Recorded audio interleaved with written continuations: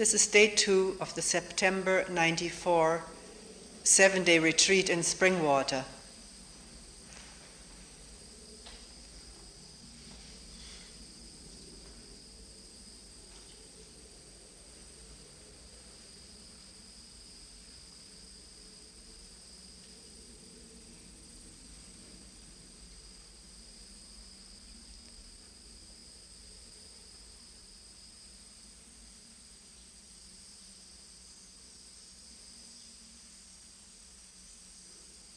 Several questions have been coming up in meetings.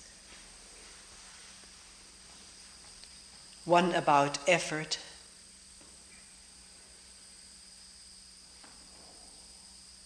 Either saying this work is a lot of effort,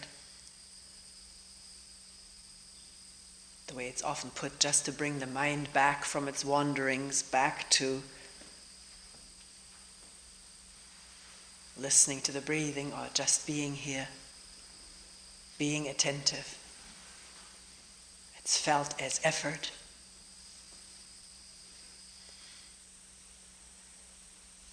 Then there's the question, do I have to make a greater effort than I'm doing? Aren't there practices which help in this effort to come to awareness? Awareness practices and putting effort into them. Maybe one has been told that at different places and read about it. And then there's the statement, it's so hard not to make any effort.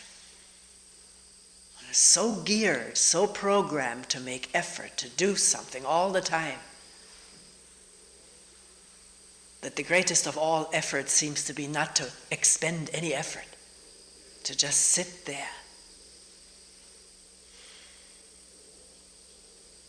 without following the invitations of the smorgasbord of the mind to do something. Think of something, do something, plan for something, practice something, be something, become something, achieve something.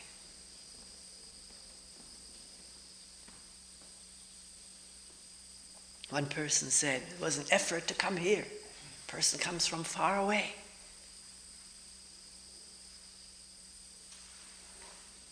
So sometimes it seems paradoxical. One feels the effort involved in just plain coming here to, if one has family, to settle things for the family, put some food in the refrigerator,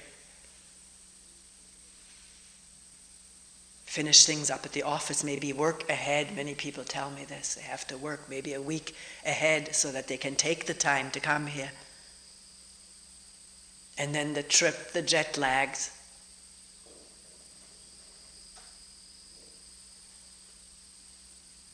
So why talk about no effort when every moment of being seems to be an effort? So where shall we start with this?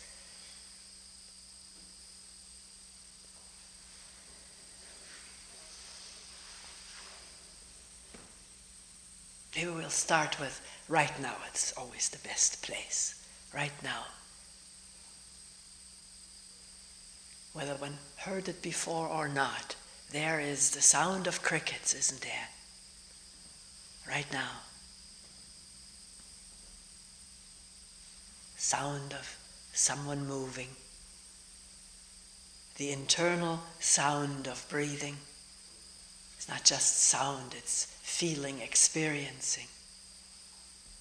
Some people visualize their breathing. That's there. Maybe a body image is there of how one is sitting.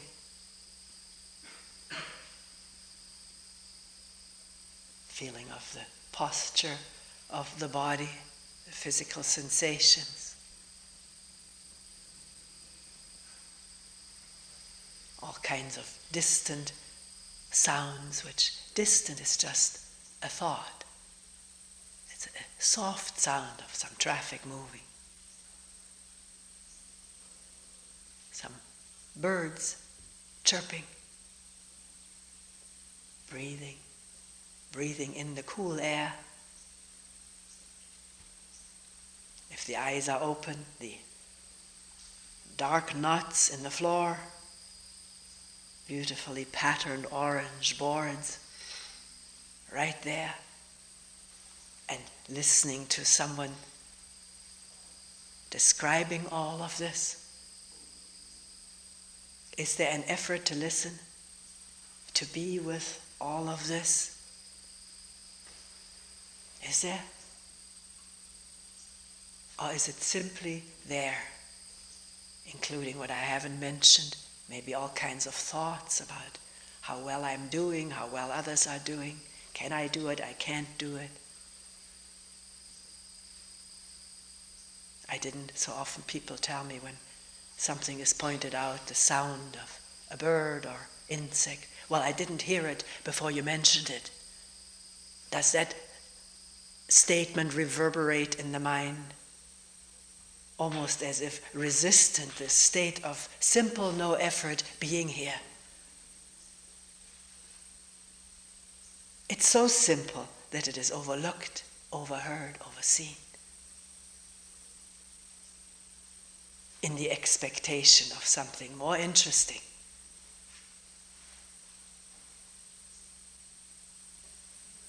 Or what is the state of the mind?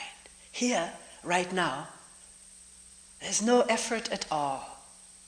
Can't imagine what it would be to make an effort to hear and be present with all that's been described.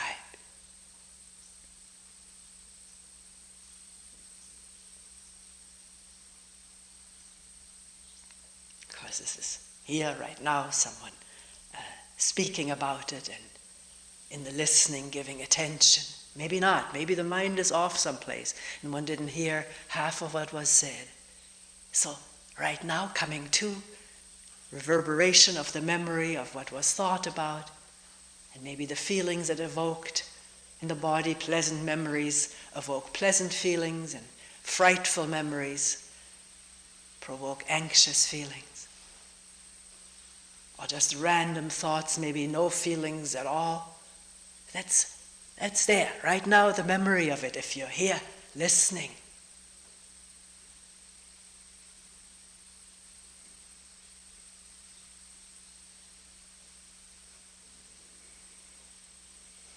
So then maybe the next thought is, why isn't this state always there? I wish it was. And do I need to make an effort to bring it about? That's what all the meditation teachers I have consulted, orally or through books, have said. Got to make an effort. I was trained that way myself.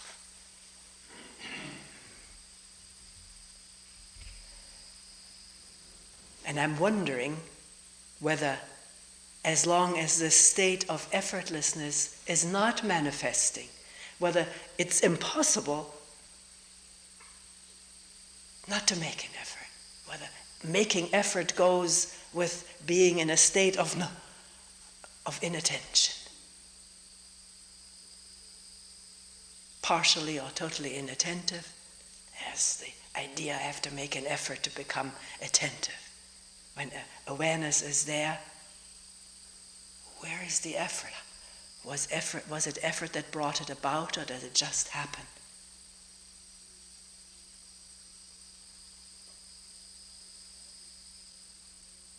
Or did all the effort made previously to the occurrence of this moment of awareness, did that have some relationship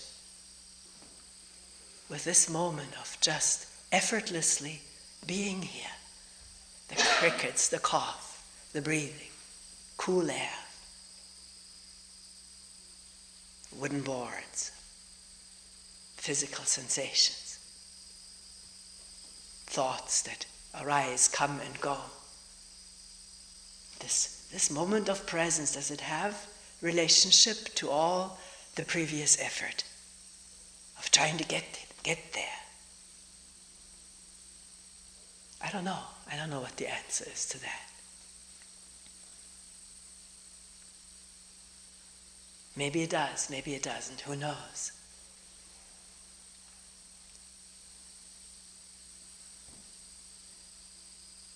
Yet I do seem to remember also making terrific effort to be attentive, to stick with a koan, to stay up all night or half the night, during breaks and so forth. There was a real push there. Pushed from the outside and internalized inside, pushing oneself. To do more, to do better, to do what's hard. Go against the natural desire for sleep and rest and relaxation.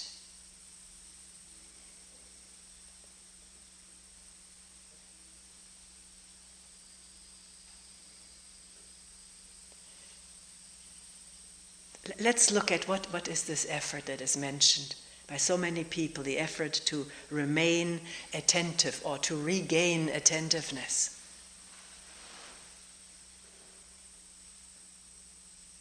Which is felt as maybe the hardest work one has ever done.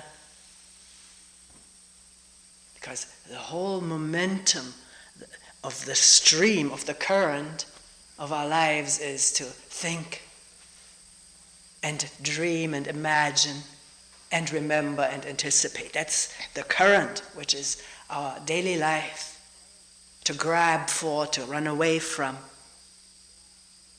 to yearn for, to fear, and all that tremendous power, most commonly expressed in thoughts, but it can also be non-verbal conditioning, non-verbal striving and pushing and moving toward and moving away from, without awareness, or without much awareness, because some awareness, I'm sure, is always there, just gets so quickly drowned in the current of what has just been described. So, is that what feels like the effort to sort of stand in the middle of the stream, pushed and sucked by the waves, and stand still nonetheless? Stand still in the stream of movement, of push and pull toward and away from. Standing still and listening to the power of the flow. We use flow in different words, so I rather use the word current, the power of the current. To move toward that, to move away from that.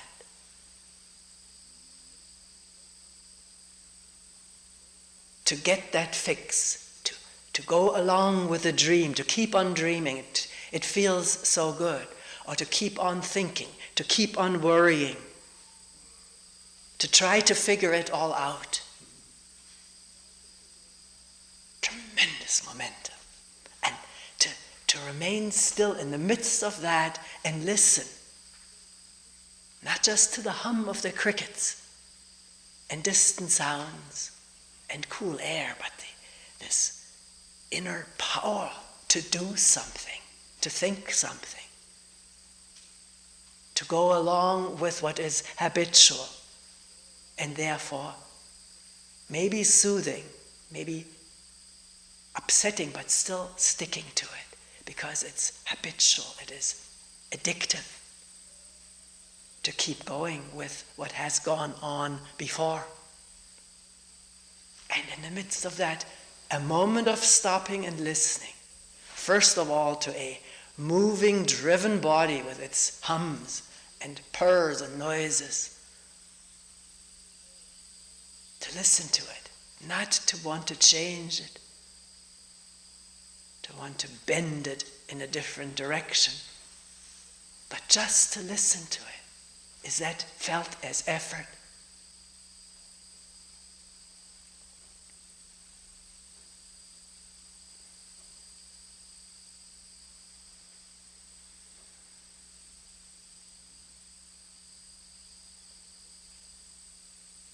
Maybe the effort is most felt at the moment of either going with the drive for continuing with the fix, the thinking, the dreaming, the figuring, or stopping. Maybe there's a feeling of like a fork in the road, either this or that. Maybe something says, forget about attention, just go with it. I don't want to look, I don't want to see, I don't want to listen. People say that, one knows that. There's imagined fear of finding out what's really going on. I say imagined fear because finding out directly, coming upon immediately what is going on is never never frightening. It's a new energy manifesting in discovering what is. Thought may say, watch out, may be frightful, maybe this, maybe that. But the direct moment of stopping and looking and discovering has nothing frightful about it unless thought begins to drape it.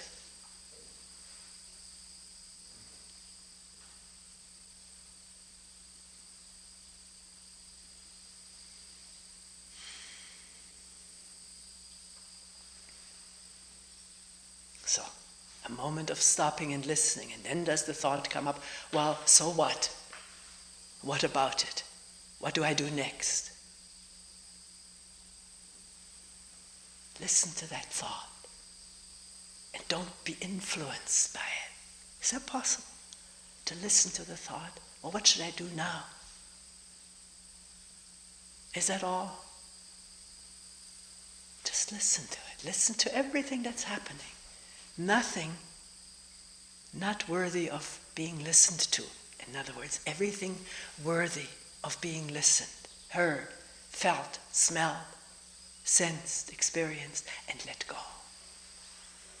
So it doesn't become a weaving, a tapestry, a curtain.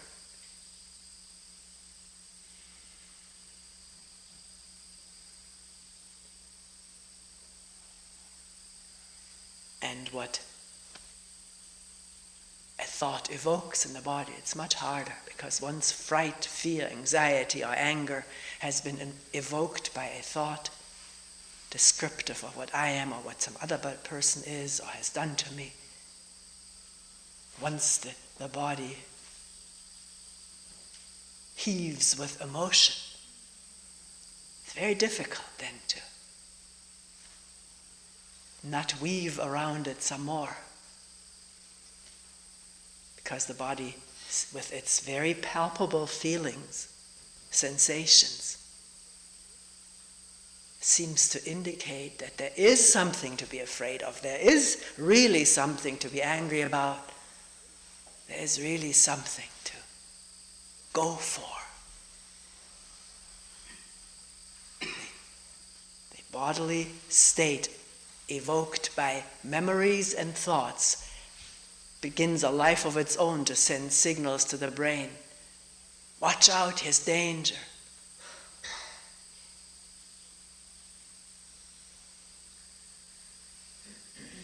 Or I have a reason to be angry. Or I must not be angry. This is righteous anger. This is true anger. This is false anger. All of this kind of descriptive stuff which keeps the body going without attention. It's all habitual, all mechanical. It's really mind-boggling how this body functions so powerfully on its own.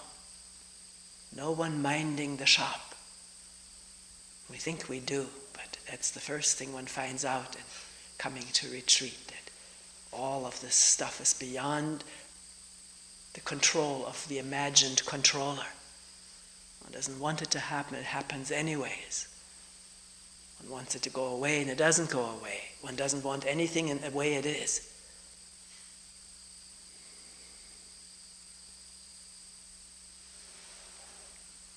So, but we were asking about effort. Is that felt as effort?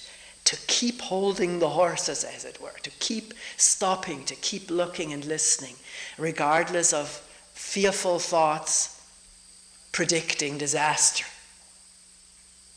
or pain or the breakage of one's self-image, the damage of one's self-image.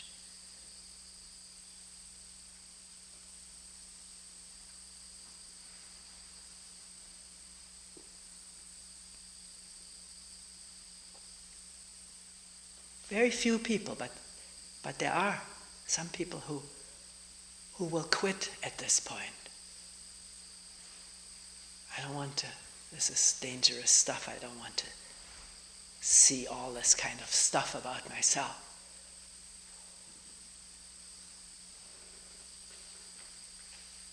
But here's another thing to watch that's happening. We say this is myself, it's me, I'd be like this, I should be like that. Is it possible to watch the current, driven by memory and anticipation and all the physical drives, addictions, to watch it all without necessarily identifying with it, that this is me, to watch it as one watches.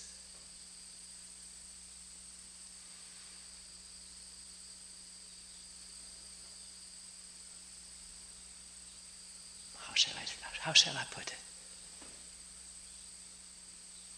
Objectively, scientifically, in all limited terms. Being interested in what it is like to be a human being, but not put too much on the human beingness can already be causing emotions again. Or barriers to say, well, this is just how human beings are and I don't look anymore. It's human. And the label ends the looking. Because now I have some security in saying, well, the way I am is what a human being is like. No, I want to find out how it works. Not label it in any way. And not take it upon, quote unquote, myself. What is watched is what goes on in people like you and me the world over since time immemorial. In one form or another, with one content or another, the mechanisms are the same.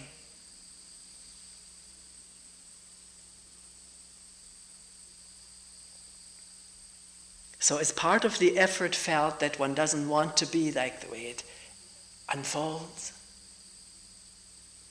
The conflict with it, the resistance to it, and then the effort to break through the resistance, which causes more resistance.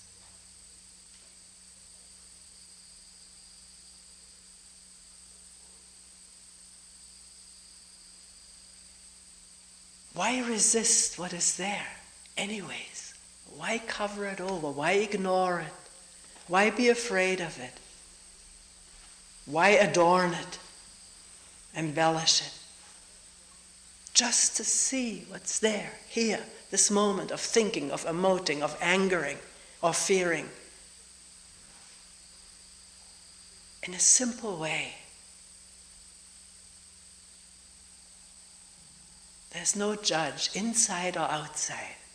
We've invented one for the last judgment day.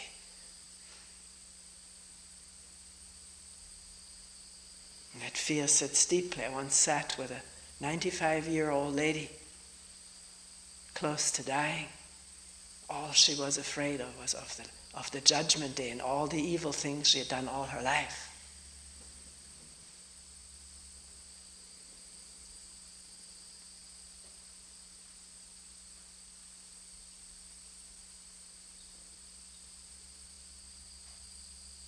Judgment is thought, conditioned ways of responding to practically everything we see and hear, inside and outside, a conditioned response to judge. Bad, good, right, wrong.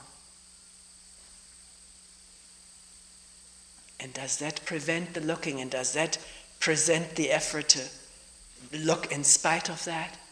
Don't have to look in spite of it. Look at judgment. Listen to it like the beeping truck out there.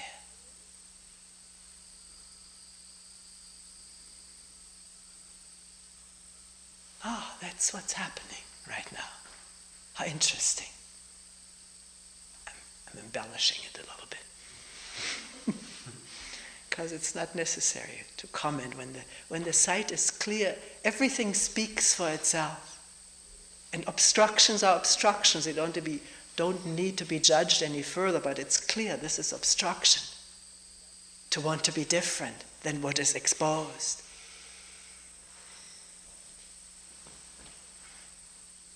The fear of exposure, because I may lose my friends, but my friends are in the same way. If we were only talking with each other a little bit more, we would find that out. That we're not so different from each other. In our enclosure, even though our own particular idiosyncratic past is private, so it is for everyone else.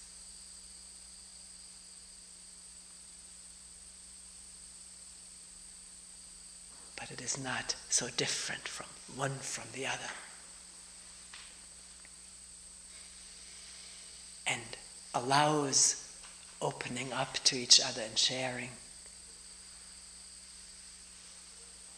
It's one reason we have stayed with the group meetings since we introduced them several years ago, because so many people said it feels such a relief to hear I'm not the only one who feels like this, or thinks like that, or fears like this. It's a strange tendency in this body-mind to, in its isolation, to think only me feels and thinks and fears and desires like this. All the others are in better shape. And all the others would judge me and expel me if they knew how I think and feel and fear and react. Maybe they would. Maybe they wouldn't. One has to test it, put it to the test, particularly in a group of people who are really interested in finding out about themselves. There's a very good chance that instead of repelling each other, we'll be feeling closer in our shared ways of being.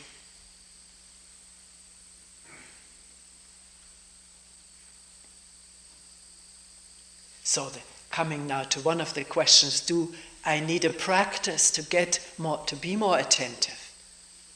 Or do you give out a practice here? What is the practice that you recommend? These questions come up when new people arrive. So right from the outset, there is no practice that is given or recommended.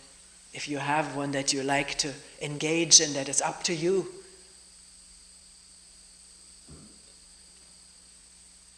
If you have a question about it, that's what meetings are for. We'll look at it openly.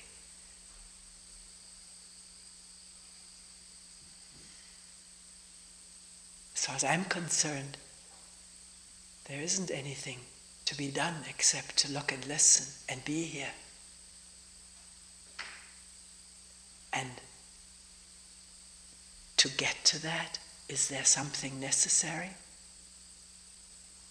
Well, it's nice to be in a quiet place. That's why we found this land and built this building and have certain guidelines on of how to be, so there is optimal quietness. Because being quiet together helps to mirror this ever-moving, restless mind and body, which sort of stays hidden in our bustling lives. And here, being quiet with people as well as alone reveals so much about ourselves if we're interested to look. Sometimes one cannot help it. One stumbles into oneself left and right.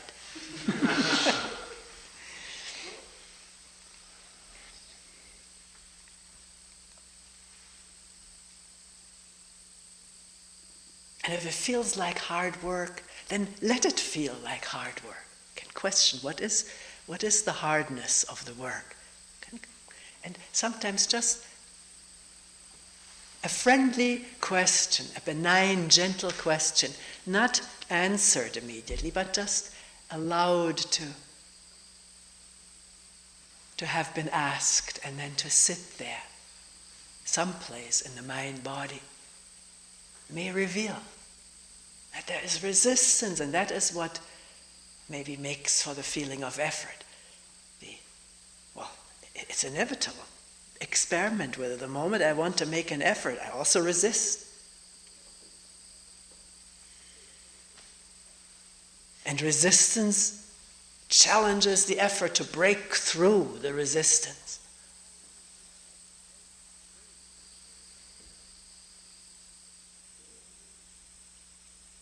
That's how we live most of the time. I'm questioning it all here. Not to put something else in place, but to question it quietly, openly, alone and together. Looking at resistance, feeling it out. What is it? One person asked, how do you deal with pain? I have a lot of pain in my back. In talking about it, entering into it. Maybe already labeling it my old pain in the back may already be a form of resistance. The resistance to just plain feeling that. Without knowing what it is through label and memory of the past. And in just, what is that? Feeling it out, allowing it to be there. One may notice that the body instinctively, I don't know what word to put to it, resists its own pains from habit, maybe even physiologically. If one strains and sprains an ankle, it becomes stiff around there, and that, I'm told, is the wisdom of the body before the plaster cast is even on, to do something of a similar kind. Cast it so it doesn't move falsely. So there are some of those motions there, maybe, but also we have learned from the very beginning through all the people around us to brace against pain, not to let it happen. Openly, vulnerably, interestedly. And in that way, today, become aware of all the little tightnesses and tensions against feeling the pain, which the body is engaged in and can disengage from with a moment of attention, awareness of this going on. It doesn't have to then continue. It's the marvel and miracle of awareness that what is seen or what comes clear doesn't have to go on, doesn't have to continue, to which belongs my descriptions and storyline about the back pain. Keeps it also going. Doesn't have to continue when awareness sheds light.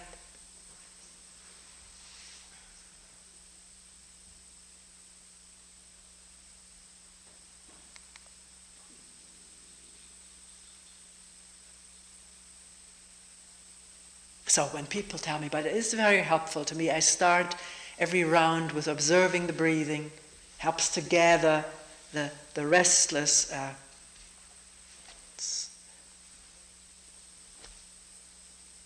mind that is all over the place, in all the directions to sort of come together, concentrating a bit on the breathing. Maybe most of us, all of us, have had such practices, have engaged in them. My next question, and usually, is, all right, the energies gather a bit in this listening to the breathing, but then is there also the sound of the wind and the crickets? Or is it becoming sort of a tight, tense thing I have to keep with my breathing? I must not lose it. I must get better at it. And to get better at it, I must keep out what seems to distract from it. Because that goes very often with concentration practices. The creation of the enemy that would distract us from our task of moving forward, as they say these days.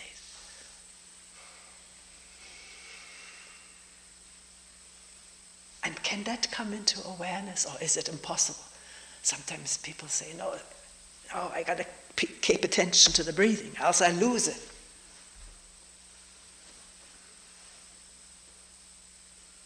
That makes for a lot of effort, because there's always a lot of enemies, a lot of distractions, a lot of different sounds, and of course the whole internal ongoings, dialogue and emotions are suppressed with a concentrative practice. I don't advocate that at all. But then at times people say, no, start with listening to the breathing, but then it opens up, and there are the crickets and the wind and other sounds, and it's not used to fight anything.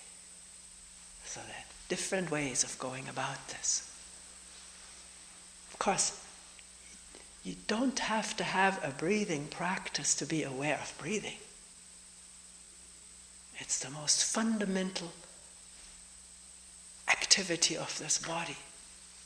Breathing in and breathing out. Without that, we wouldn't live for very long. It's always there in very, very faint form, or in very deep form, in choppy form, short, long. It was a long one.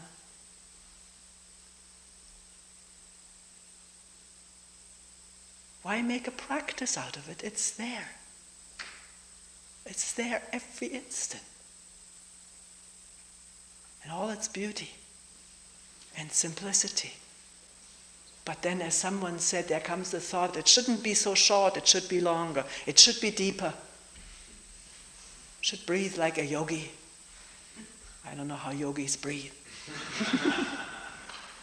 Actually, I have read that one of the yogic breath tests is putting a feather on the nostril, and it's not supposed to move. So what's the breathing there? There's hardly any left. And that happens, that there's very little breathing.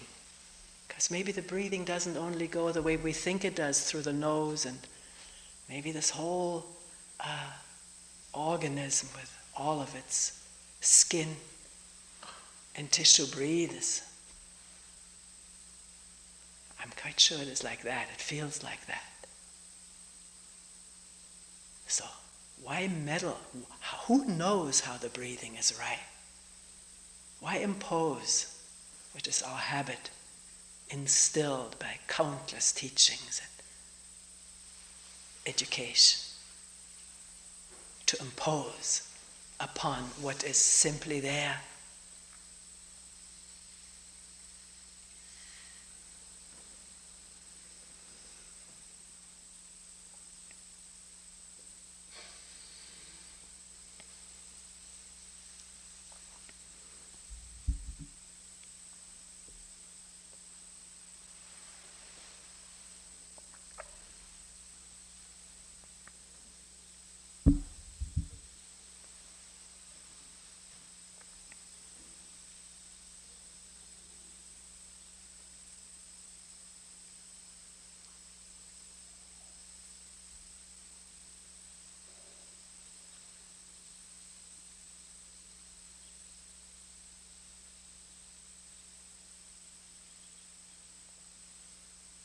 One could say, well, what if I'm dreaming all the time?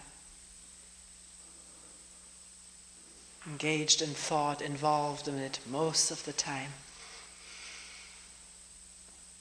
That's what's happening.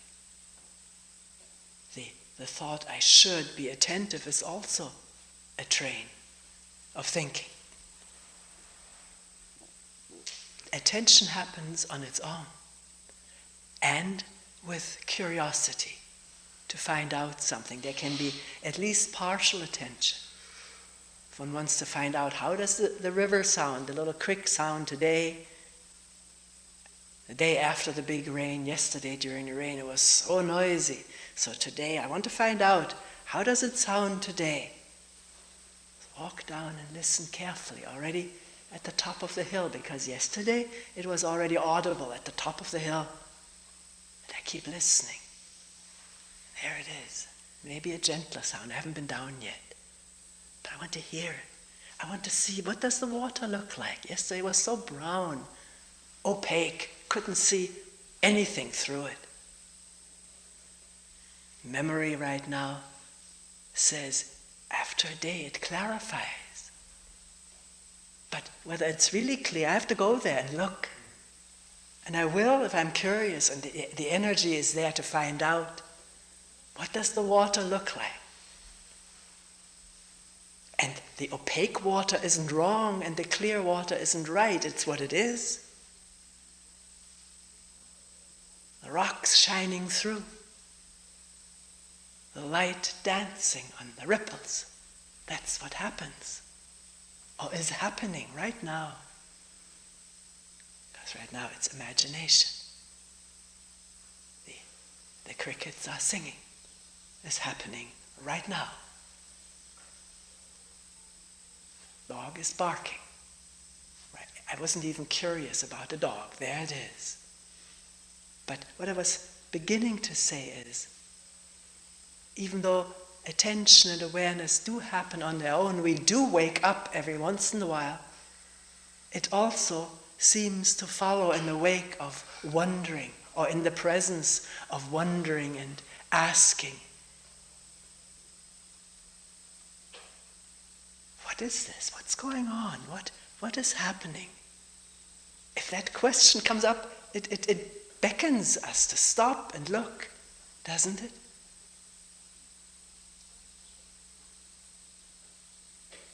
Maybe it's not full awareness, but it's partial. It's different from just dreaming away and thinking on and on and on.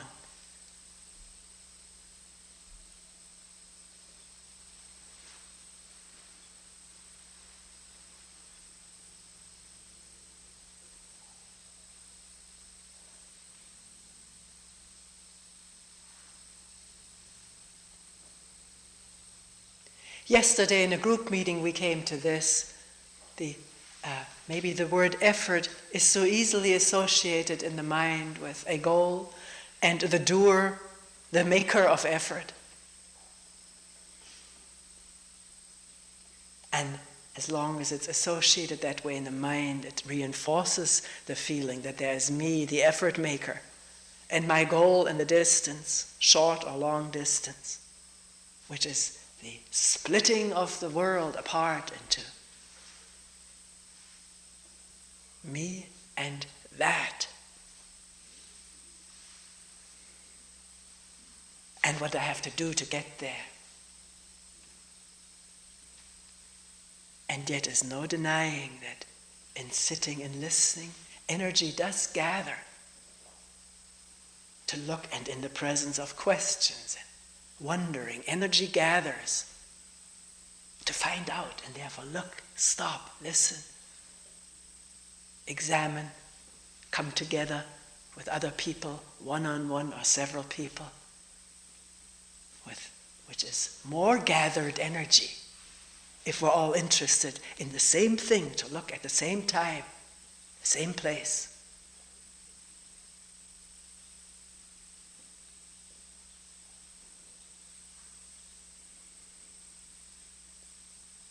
And that is not this effort which stresses the separate doer and the separate goal. It is something that merges together.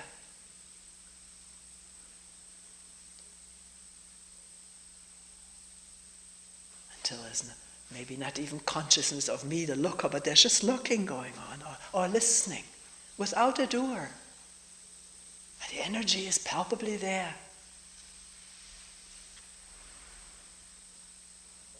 So we're not denying the function of energy in this work of wondering and listening and looking. It seems to arrive from nowhere and be there.